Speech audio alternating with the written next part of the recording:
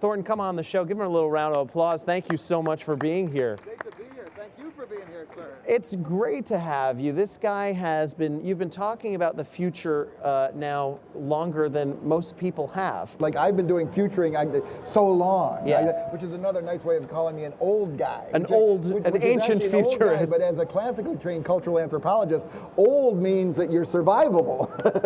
Right. You actually know, and the way you survive is basically you're trying to anticipate the wall that's coming, or the next type of thing. And this whole idea, I talked in my discussion with the group, which was a great group, I'm very, very impressed with them, was this idea of the relevance of an era. Yeah. And basically being era aware and being in the moment. And there's this idea, and the inverse of being era aware or in the moment is what we call anachronistic. Right. It's like you're actually behind the times, or not with the times. Even your bow tie is a bit of an anachronism. It is. It's a paradox. Right? And actually, my preferred drink is actually an old fashioned as a futurist. The preferred drink of a futurist is an old fashioned. Go figure. What do you think that we in the real estate technology field can learn the most from the past?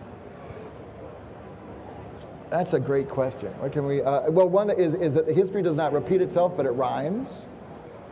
But also to talk about that. Well, no, there are patterns, all right. Because I mean, so many people, particularly are, if you will, they're addicted to novelty, right? It's just new, it's just new, it's just new. Right. But I think what's really different about the wonderful people here at Realconn is that these guys are thinking deeply about what's not a fad. They transcend fad. They actually separate that signal from noise. Actually say, what is a real substantive inflection point? I mean, a real.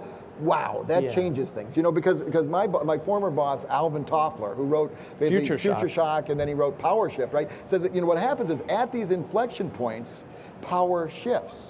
And we're actually seeing that. I mean, I really do think there's going to be a fundamental wealth transfer from real estate organizations that actually, and I thought that the chap from Rudin was just scary smart. I mean, I'm not worthy. I'm just scary smart when he says, like, we have to understand the business that we are in, and we're not really in the real estate business. We are actually in the information business.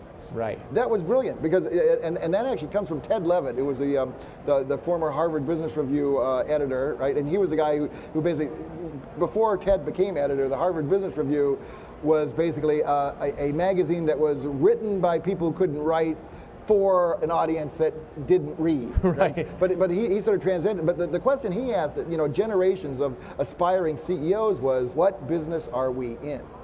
And I really do think we are in the business of problem solving that happens to have a spatial dimension to it, but the way we solve problems now is by infomating, actually adding information to the physical environment. And we're really, my former teaching colleague at Berkeley, I mean, Hal Varian, who's now the chief economist for Google, basically, he did this research when he was at the I School at UC Berkeley, and said that, we were, and this was 15 years ago, he said, 15 years ago, he said, we are 15 years away from when every molecule on the planet is going to be IP addressable.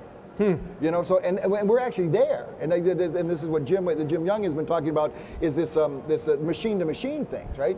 And so it's so interesting. And so we're living algorithmically, right? And it's really and to drive this into the vernacular, like for the mortals to understand, is you actually have a situation. I mean, when your GPS gives you directions which are counterintuitive, you don't know whether the machine is wrong or whether it actually knows something that you don't know.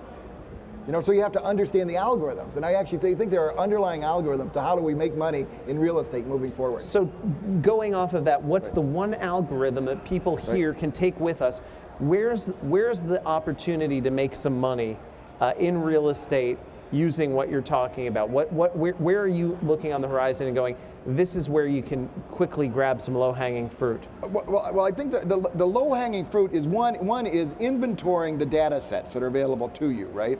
And then not only inventorying those data sets, but also basically is interrogating those data sets as to what can I do that adds value. So there's a phrase that we use at The Ohio State University. We just did an interesting session with their engineering department there, because we're creating this idea of with data entrepreneurship.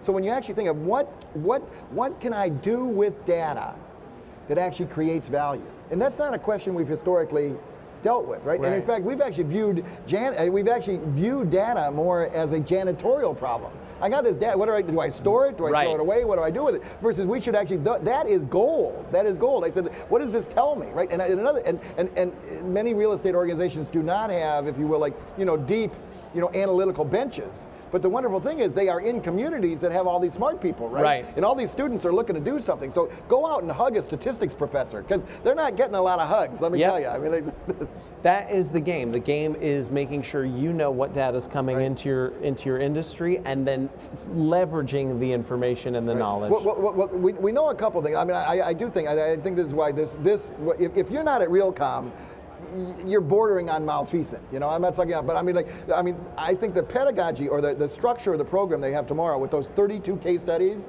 I mean, that is Nobel Prize winning event design, right? Because it's not like talking heads. It is like, these are people. These are people who aren't sort of theorizing, or basically they're not sort of like, well, this is a science fair project. This is the real deal. This is 32 real deal where people actually said idea, where you move from basically an idea to actually an implementation. And there's real value in that. And so everybody should go door to door with those and interrogate those 32 things, because there's relevance there. And then now, some of it may not be relevant for everybody, but you will find something to put in your quiver. And then you've got the Microsoft example, which is just brilliant. I mean, just brilliant. And then I mentioned like Bill Slough, who's at the San Francisco Giants, and they're actually technology innovator. They're a real estate innovator, right? Because they moved to AT&T Park. They built it themselves reasonably cheaply, I think, $257 million or something like that. All by themselves, and that is one of the most informated and smart buildings in the world today. Yep.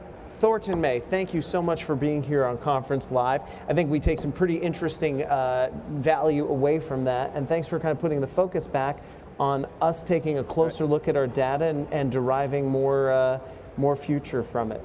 Well, thank you, sir. I look forward to working with you in the future. Take care. I like it very much. Thank you. All right.